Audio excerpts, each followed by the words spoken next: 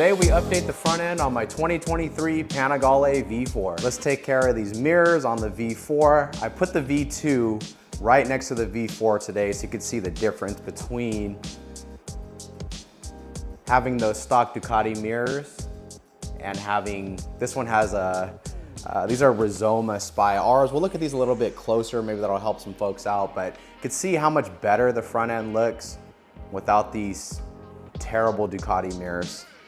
And a little update on the MV Agusta. So I had this whole top taken apart. For those that follow the channel, you guys know that this MV Agusta, it's having an issue with its ignition system.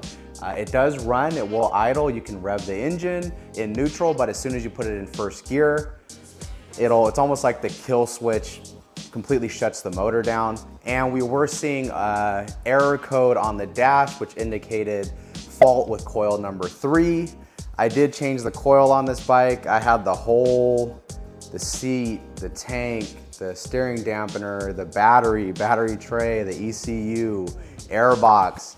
Most of the top end of the bike had to be completely taken apart to change that coil, get it all back together, and it's still having the same issue. So gonna have to do a little bit further diagnosis on it. I don't know what else is wrong. If there's any MV Agusta experts out there that have an idea of what could be wrong with this, please let me know. But it's kind of where we're at with the MV, so still not running. So back to the Ducatis. I don't know how Ducati managed to do this, but these are absolutely the worst mirrors I have ever experienced on any motorcycle. They somehow are solid mounted. They don't fold or anything, yet still vibrate more than any mirror I've ever seen, including folding ones. No matter how I adjust these mirrors, all I can see are either my elbows or my shoulders, and that's it. So our goal here today is to get rid of these. I've got a pretty cool turn signal setup on the V2, and we'll see them side by side here. You can see how much better these Panigales look without mirrors mounted here. I have the Futurismoto ones on the V2. Thought about going with those on the V4 as well, but I wanted to try something different just to see. In combination with the Futurismoto turn signals, I was running the Rizoma Spy mirrors, which are excellent. At the time when I outfitted those Spy mirrors on the V2, these Rizoma Cut Edge mirrors did not exist. So these just came out pretty recently. So this is what we're gonna run on the V4. It's what I run on the RS V4. And they do look super cool, especially on the RS V4, this kind of very angular look. It matches the bike. I think it'll match the V4 very well. However, if anybody is thinking of getting these cut edge mirrors, just know that there are a few issues with them. The issue is of course, they do stick out, right? They're sticking out a few inches, and they're not very easy to fold. So for one thing, you can't fold these mirrors like so. You can't fold them this way, okay?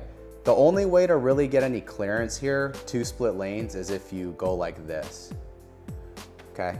That's really the only thing you can do. I want you to see what happens here on the clutch side, okay? So let's say I have the mirror where I would normally have it when I'm just riding normal. If I wanted to fold it in, you can't just go like this. You can't just go like that because now you have a clearance issue with your clutch lever. Okay, so the only way to really make clearance is to go like that. So now I've had these cut edge mirrors on my RS V4 for maybe about 7 months or so. And if we look close, there's kind of like a, I don't know, Heim joint, or it has some type of spherical device in there to allow the mirror to rotate and move. However, there's no way to tighten it or anything like that. It's just pretty much a friction fit. And just in these 7 to 8 months, this has gotten kind of loose already, as opposed to this side, had it for the same amount of time, and it is not near as loose. See, it's kind of hard to move it. So over time, that spherical joint in there that allows these to articulate, it will just get looser and looser over time as they wear. So functionally, the Rizoma Cut Edge mirrors are probably not the best option. However, they do look very cool, and sometimes that's just what matters.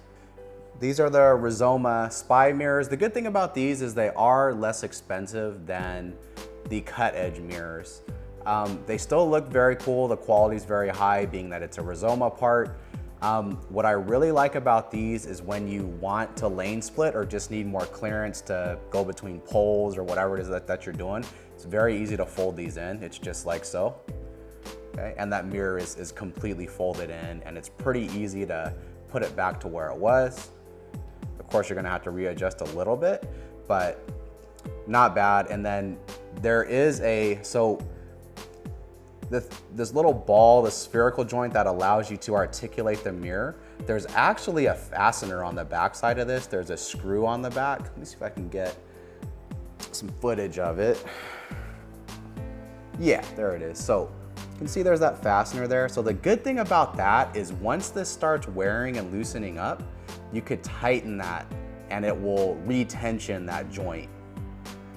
So I would say functionally, this is probably the way to go. And I do like mirrors on my bikes. I've tried no mirrors, and I just kind of like having something there. Not really to change lanes or anything. I like it to have just so if I'm stopped, I know what's going on behind me. I don't want to get rear-ended. So I think for function, this is a good way to go. And they're not, it's Rizoma, so it's not inexpensive, but it's not crazy like the Cut Edge mirrors. These are really expensive. I think these are $180, I think, for each side. So depending on if you have to pay tax and shipping and stuff, you could be paying $400 for some mirrors.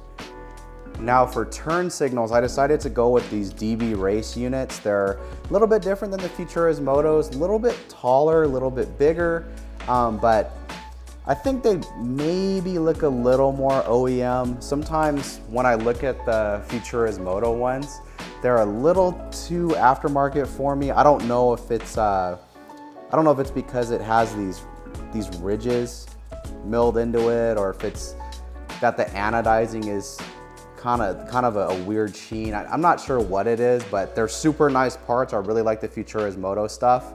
If these DB race ones don't work out, I'm just gonna go with these. But I just wanted to try something different, and today we'll see two Panigales, one with Futurismoto turn signals, one with DB race turn signals, one with Rizoma Spy mirrors, and one with Rizoma Cut Edge mirrors.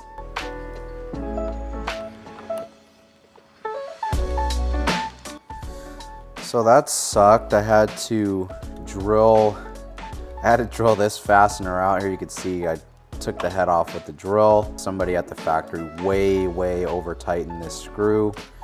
Don't know how they did that, but basically it was supposed to look like this one, and then had to take that head off with the drill. So hopefully the other side is not over tightened too.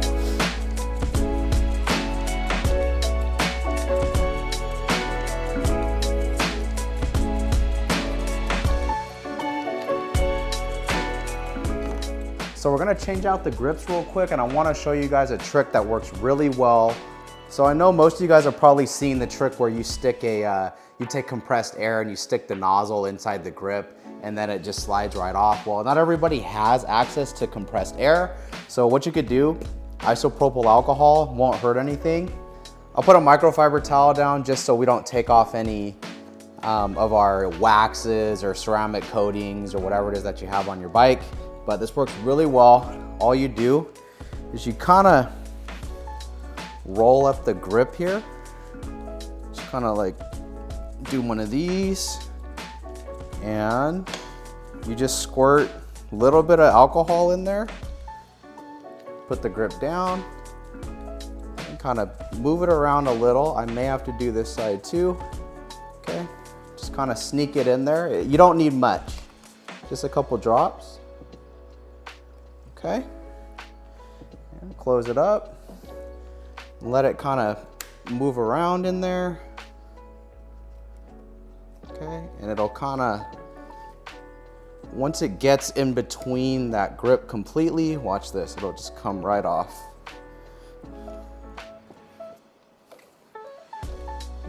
There we go. Comes right off, no need for compressed air. It's We're gonna go ahead and put these Domino grips on. Decided to go with black and gray on the V4. I have some black and grays on the RS V4 and really like them. I've put black and red on the V2, which is a cool look as well. That's what black and red looks like, but just wanted to do something a little bit different. Didn't want to do too much red on the V4, but yeah, let's check it out. Let's throw them on. Now, putting the grip on, pretty simple. Same thing, just take our isopropyl alcohol, put it on the inside of the grip. Here as well. And this one has this little insert we need to add. Boom, something like that. And just slide it on. Okay, and of course we want to line them up. Make sure the dominoes are in the same spot.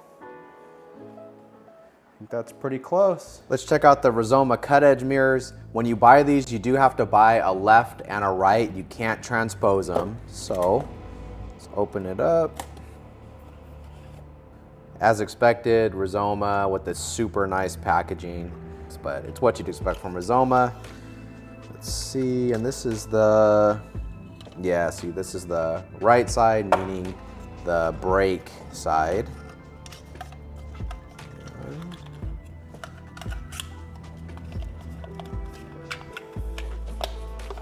There we go. Rizoma Cut Edge mirror. Made in Italy there. Pretty cool little detail. Nice piece. And it does come with various fasteners and spacers and stuff like that. So for this application, we're gonna have to use these knurled inserts.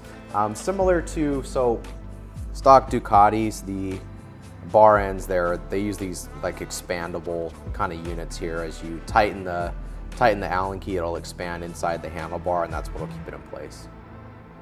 So I think the best way for me to do this is I actually took the this brass part from, this is the stock bar end, Ducati bar end. I actually took this fastener and then these two brass pieces, and I'm gonna use that to attach the mirror to the handlebar.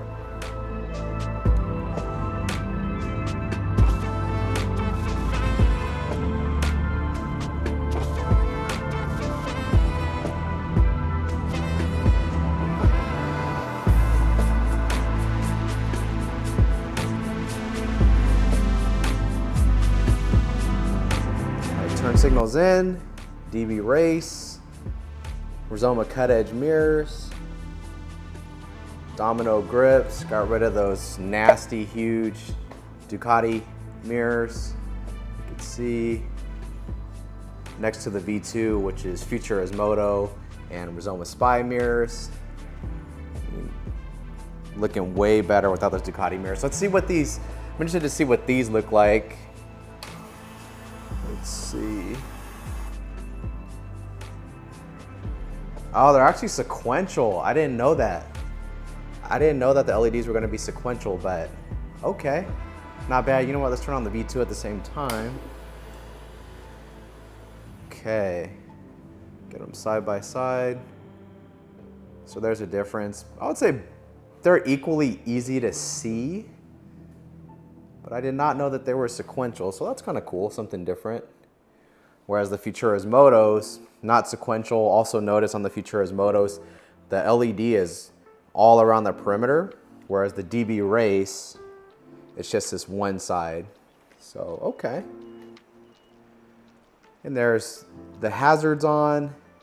I would say both are equally easy to see.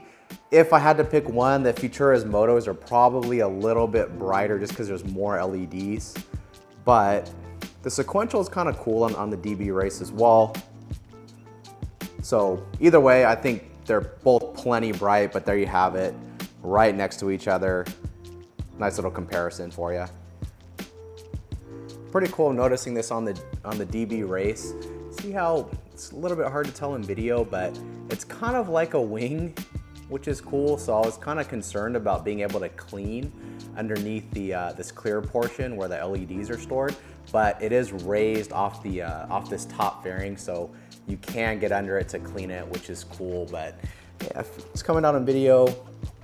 It's raised a little bit, and that's kind of a cool look. It goes with the aesthetic of this bike because there's so many angles, so many wings and little bits of aero. It definitely goes goes along with the style of the bike.